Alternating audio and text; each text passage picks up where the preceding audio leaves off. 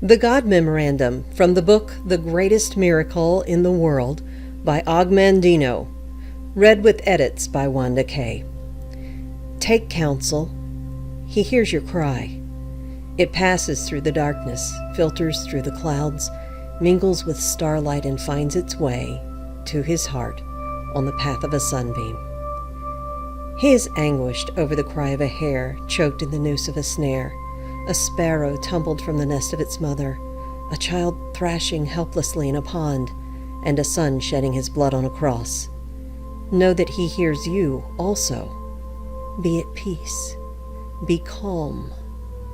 He brings thee relief for your sorrow, for he knows its cause and its cure. You weep for all your childhood dreams that have vanished with the years. You weep for all your self-esteem that has been corrupted by failure. You weep for all your potential that has been bartered for security. You weep for all your talent that has been wasted through misuse. You look upon yourself with disgrace, and you turn in terror from the image you see in the pool. Who is this mockery of humanity staring back at you with bloodless eyes of shame?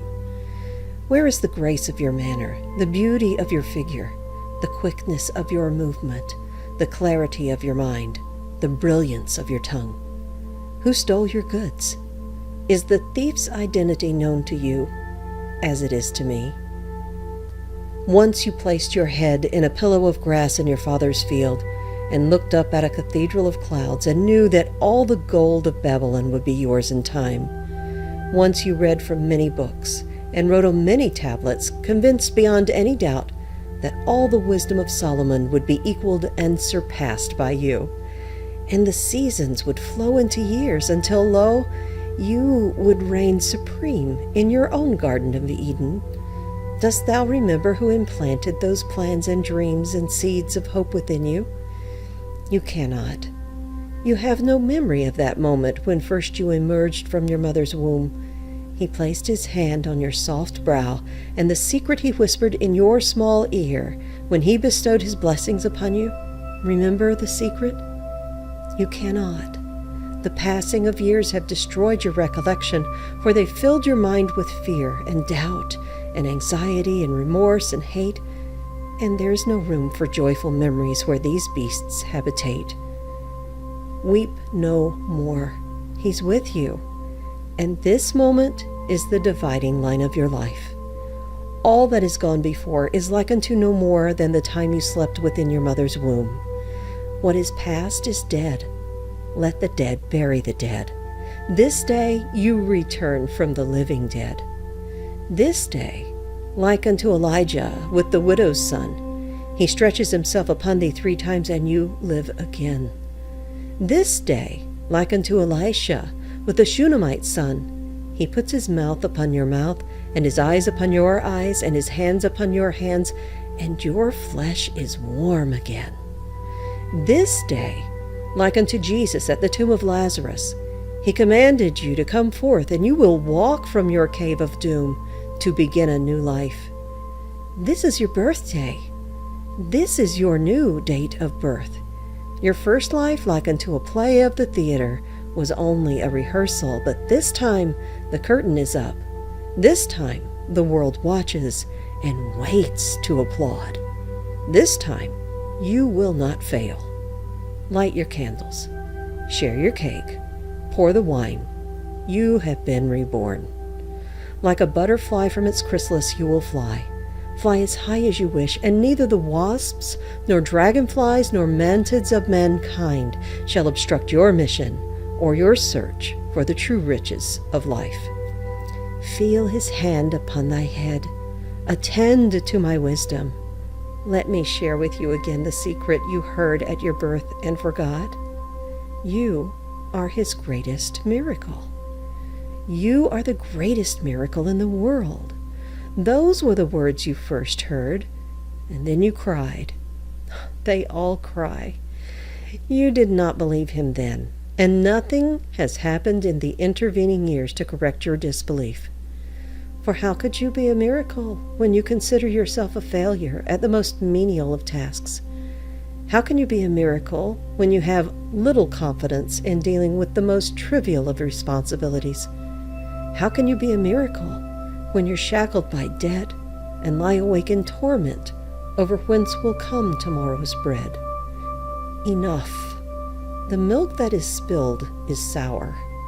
Yet how many prophets, how many wise men, how many poets, how many artists, how many composers, how many scientists, how many philosophers and messengers has he sent with word of your divinity, your potential for godliness, and the secrets of achievement? How did you treat them? Still, he loves you, and he is with you now through these words, to fulfill the prophet who announced that the Lord shall set his hand again the second time to recover the remnant of his people. And he has set his hand again. This is the second time. You are his remnant. It is of no avail to ask, haven't you known? Haven't you heard? Hasn't it been told you from the beginning? Haven't you understood from the foundations of the earth? You have not known. You have not heard. You have not understood. You've been told that you are divinity in disguise, a god playing a fool. You've been told that you are a special piece of work, noble in reason, infinite in faculties, express and admirable in form, and moving like an angel in action, like a god in apprehension. You have been told that you are the salt of the earth. You were given the secret even of moving mountains, of performing the impossible. You believed no one. You burned your map to happiness. You abandoned your claim to peace of mind. You snuffed out the candles that had been placed along your destined path of glory. And then you stumbled, lost and frightened in the darkness of futility and self-pity until you fell into a hell of your own creation. Then you cried and beat your breast and cursed the luck that had befallen you. You refused to accept the consequences of your own petty thoughts and deeds, and you searched for a scapegoat on which to blame your failure. How quickly you found one. You blamed God. You cried that your handicaps, your mediocrity, your lack of opportunity, your failures were all the will of God, and you were wrong. Let us take inventory. Let us first call a roll of your handicaps, for how can he ask you to build a new life lest you have the tools? Are you blind? Does the sun rise and fall without your witness? No. You can see, and the 100 million receptors he's placed in your eyes enable you to enjoy the magic of a leaf, a snowflake, a pond, an eagle, a child, a cloud, a star, a rose, a rainbow, and the look of love. Count one blessing.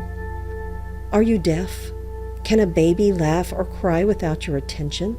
No, you can hear, and the 24,000 fibers he has built in each of your ears vibrate to the wind in the trees, the tides on the rocks, the majesty of an opera, a robin's plea, children at play, and the words I love you. Count another blessing. Are you mute? Do your lips move and bring forth only spittle? No, you can speak, and as no other of his creation, and your words can calm the angry, uplift the despondent, goad the quitter, cheer the unhappy, warm the lonely, praise the worthy, encourage the defeated, teach the ignorant, and say, I love you. Count another blessing. Are you paralyzed? Does your helpless form despoil the land? No, you can move. You're not a tree condemned to a small plot while the wind and world abuses you. You can stretch and run and dance and work, for within you he has designed 500 muscles, 200 bones, and 7 miles of nerve fiber, all synchronized by God to do your bidding. Count another blessing. Are you unloved and unloving? Does loneliness engulf you night and day? No. No more, for now you know love's secret, that to receive love, it must be given with no thought of its return. To love for fulfillment, satisfaction, or pride is no love. Love is a gift on which no return is demanded. Now you know that to love unselfishly is its own reward. And even should love not be returned, it is not lost, for love not reciprocated will flow back to you and soften and purify your heart. Count another blessing. Count twice. Is your heart stricken? Does it leak and strain to maintain your life? No, your heart is strong. Touch your chest and feel its rhythm, pulsating, hour after hour, day and night, 36 million beats each year. Year after year, asleep or awake, pumping your blood through more than 60,000 miles of veins, arteries, and tubing, pumping more than 600,000 gallons each year. Man has never created such a machine. Count another blessing. Are you diseased of skin? Do people turn in horror when you approach? No. Your skin is clear and a marvel of creation, needing only that you tend it with soap and oil and brush and care. In time, all steels will tarnish and rust, but not your skin. Eventually, the strongest of metals will wear with use, but not that layer that he has constructed around you. Constantly, it renews itself. Old cells replaced by new, just as the old you is now replaced by the new. Count another blessing. Are your lungs befouled? Does your breath of life struggle to enter your body? No, your portals of life support you even in the vilest of environments of your own making, and they labor always to filter life-giving oxygen through 600 million pockets of folded flesh while they rid your body of gaseous wastes. Count another blessing. Is your blood poisoned? Is it diluted with water and pus? No. Within your 5 quarts of blood are 22 trillion blood cells, and within each cell are millions of molecules, and within each molecule is an atom oscillating at more than 10 million times each second. Each second, 2 million of your blood cells die to be replaced by 2 million more in a resurrection that has continued since your first birth. As it has always been inside, so now it is on your outside. Count another blessing. Are you feeble of mind? Can you no longer think for yourself? No. Your brain is the most complex structure in the universe. I know. Within its 3 pounds are 13 billion nerve cells, more than 3 times as many cells as there are people on your earth, to help you file away every perception, every sound, every taste, every smell, every action you have experienced since the day of your birth. He has implanted within your cells more than 1,000 billion protein molecules. Every incident in your life is there, waiting only your recall. And to assist your brain in the control of your body, he has dispersed throughout your form 4 million pain-sensitive structures, 500,000 touch detectors, and more than 200,000 temperature detectors. No nation's gold is better protected than you. None of your ancient wonders are greater than you. You are his finest creation. Within you is enough atomic energy to destroy any of the world's cities and rebuild it. Are you poor? Is there no gold or silver in your purse? No, you are rich. Together we've just counted your wealth. Study the list. Count them again. Tally your assets. Why have you betrayed yourself? Why have you cried that all the blessings of humanity were removed from you? Why did you deceive yourself that you were powerless to change your life? Are you without talent, senses, abilities, pleasures, instincts, sensations, and pride? Are you without hope? Why do you cringe in the shadows, a giant defeated, awaiting only sympathetic transport into the welcome void and dampness of the grave?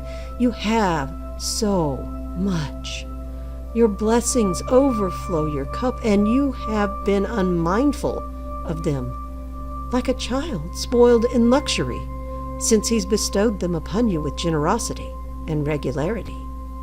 Answer me. Answer yourself.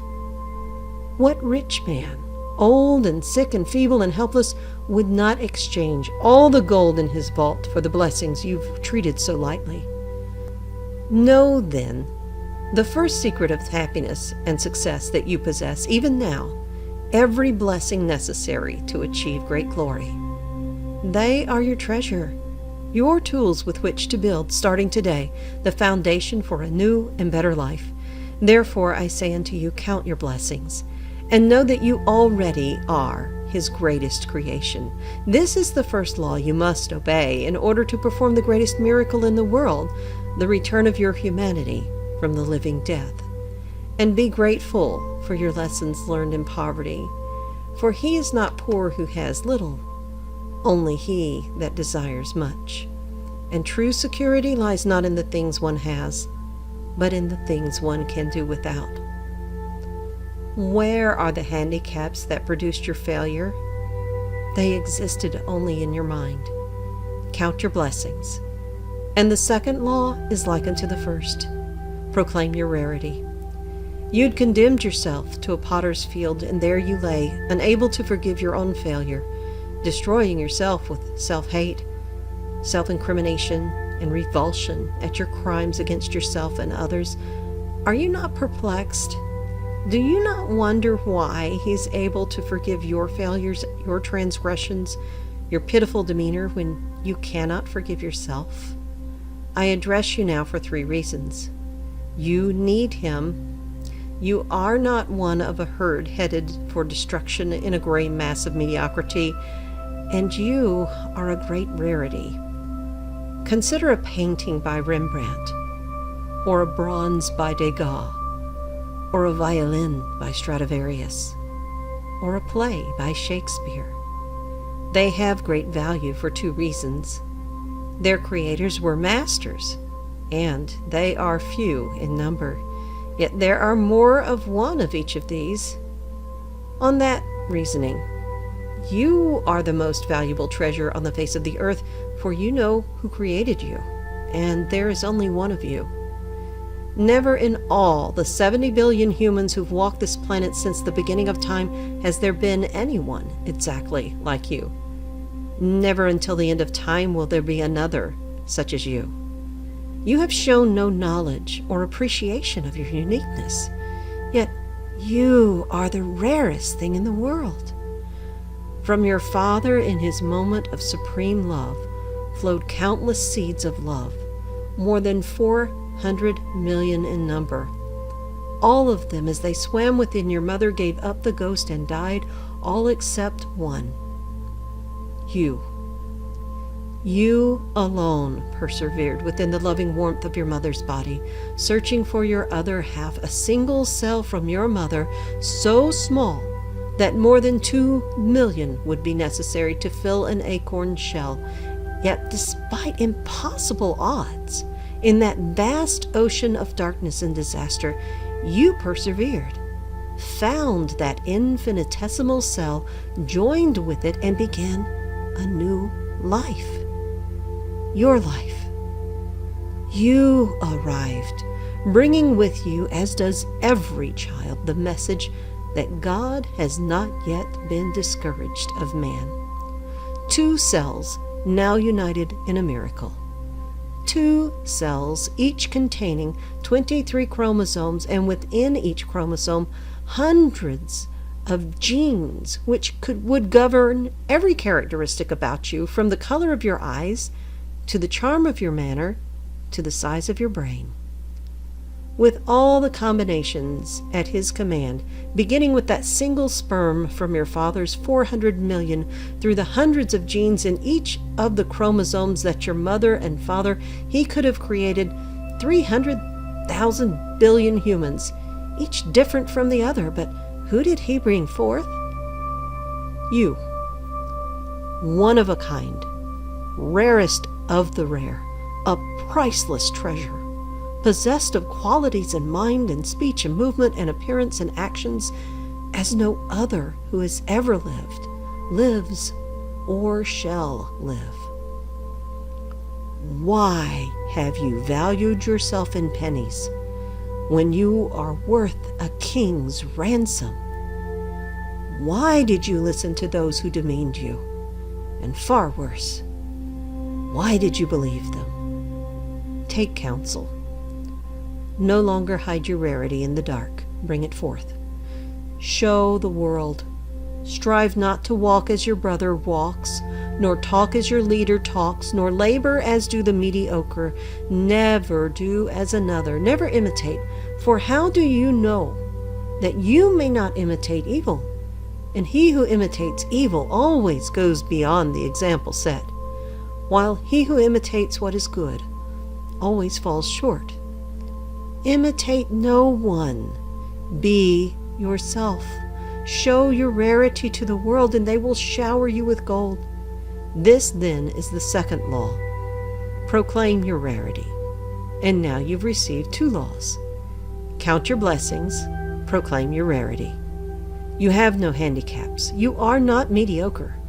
You nod. You force a smile. You admit your self-deception, but what of your next complaint? Opportunity never seeks thee? Take counsel, and it shall come to pass, for now I give you the law of success in every venture. Many centuries ago, this law was given to your forefathers from a mountaintop. Some heeded the law, and lo, their life was filled with the fruit of happiness, accomplishment, gold, and peace of mind. Most listened not, for they sought magic means, devious routes, or waited for the devil called luck to deliver them the riches of life. They waited in vain, just as you waited, and then they wept, blaming their lack of fortune. The law is simple. Young or old, pauper or king, white or black, male or female, all can use this secret to their advantage, for all the rules and speeches and scriptures of success and how to attain it, only one method has never failed. Whomsoever shall compel you to go with him 1 mile, go with him 2. This, then, is the third law, the secret that will produce riches and acclaim beyond your dreams. Go another mile. The only certain means of success is to render more and better service than is expected of you, no matter what your task may be. This is a habit followed by all successful people since the beginning of time. Therefore, I say the surest way to doom yourself to mediocrity is to perform only the work for which you are paid. Think not you are being cheated if you deliver more than the silver you receive, for there is a pendulum to all life, and the sweat you deliver, if not rewarded today, will swing back tomorrow tenfold. The mediocre never goes another mile, for why should he cheat himself, he thinks, but you are not mediocre. To go another mile is a privilege you must appropriate by your own initiative. You cannot, you must not avoid it. Neglect it, do only as little as the others, and the responsibility for your failure is yours alone. You can no more render service without receiving just compensation than you can withhold the rendering of it without suffering the loss of reward. Cause and effect, means and ends, seed and fruit, these cannot be separated. The effect already blooms in the cause. The end pre-exists in the means. The fruit is always in the seed. Go another mile. Concern yourself not. Should you serve an ungrateful master, serve him more, and instead of him, let it be God who is in your debt.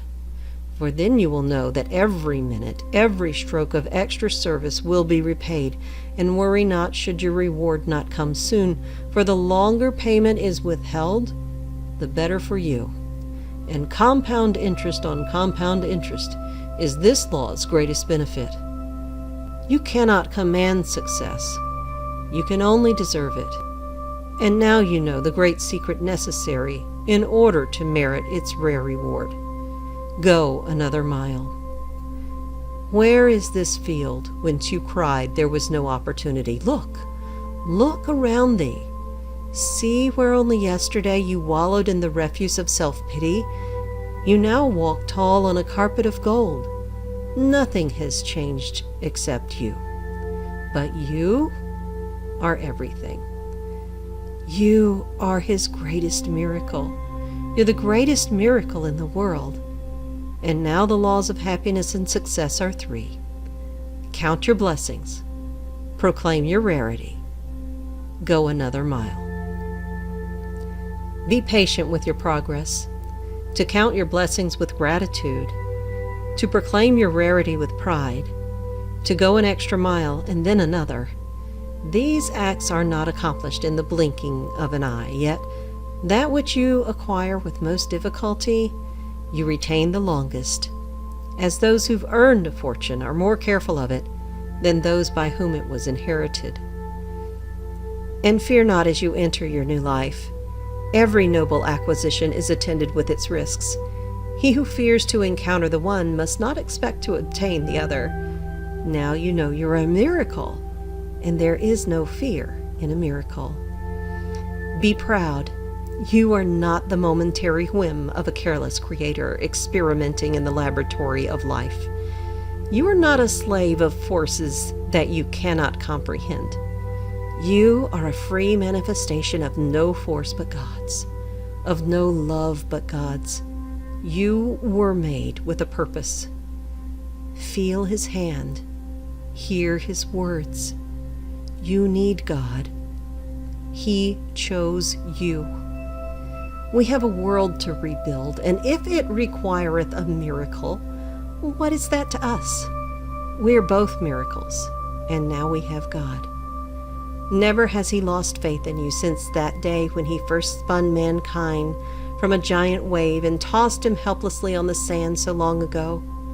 There were many models, shapes, sizes before He reached perfection in man. He made no further effort to improve on mankind in all these years, so how could He improve on a miracle?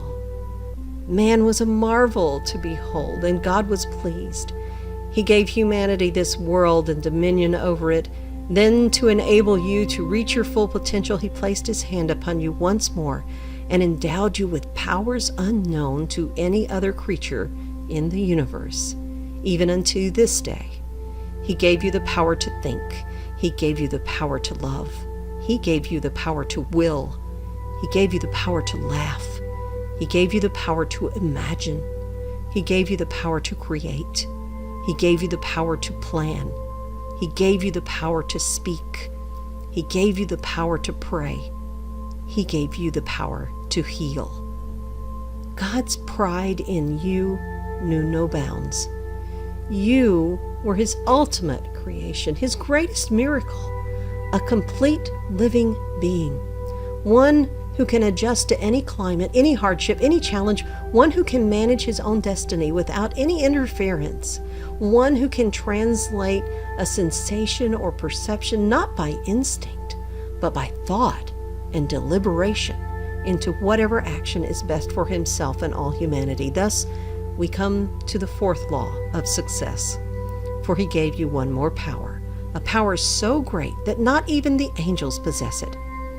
He gave you the power to choose. With this gift, He placed you even above the angels, for the angels are not free to choose sin. He gave you complete control over your destiny. He told you to determine for yourself your own nature in accordance to your own free will. Neither heavenly nor earthly in nature, you were free to fashion yourself in whatever form you preferred. You had the power to choose to degenerate into the lowest forms of life, but you also have the power, out of your soul's judgment, to be ennobled, to choose higher, greater, and embrace the divine. He's never withdrawn your great power, the power to choose. What have you done with this tremendous force? Look at yourself. Think of the choices you've made in your life, and recall now those bitter moments when you would fall on your knees if only you had the opportunity to choose again. What is past, and now you know the 4th great law of happiness and success. Use wisely your power of choice. Choose to love rather than hate. Choose to laugh rather than cry. Choose to create rather than destroy. Choose to persevere rather than quit. Choose to praise rather than gossip. Choose to heal rather than wound. Choose to give rather than steal. Choose to act rather than procrastinate. Choose to grow rather than rot. Choose to pray rather than curse. Choose to live rather than die. Now you know that your misfortunes were not His will. For all that power He vested in you, and the accumulation of deeds and thoughts which placed you on the refuse of humanity were your doing, not His. God's gifts of power were too large for your small nature. Now you've grown tall and wise, and the fruits of the land will be yours. You are more than a human being. You are a human becoming. You are capable of great wonders. Your potential is unlimited. Who else among His creatures has mastered fire? Who else among His creatures has conquered gravity, has pierced the heavens, has conquered disease and pestilence and drought? Never demean yourself again. Never settle for the crumbs of life. Never hide your talents from this day hence. Remember the child who says, "When I am a big boy." But what is that? For the big boy says, "When I grow up." And then the grown-up, he says, "Well, when I'm wed." But to be wed, what is that after all? The thought then changes to, "When I retire." And then retirement comes, and he looks back over it, and somehow he's missed it, and it's gone. Today, this day, enjoy this day today, and tomorrow, tomorrow. You have performed the greatest miracle in the world. You've returned from a living death. You will feel self-pity no more, and each new day will be a challenge and a joy. You've been reborn.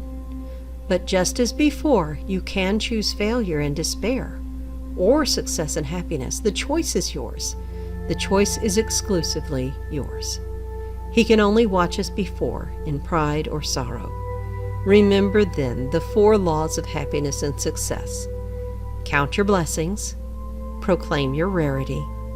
Go another mile. Use wisely your power of choice. And one more, to fulfill the other 4. Do all things with love. Love for yourself, love for all others, and love for God. Wipe away your tears. Reach out. Grasp His hand and stand straight. Let's cut away the grave claws that have bound you. This day you've been notified. You are the greatest miracle in the world.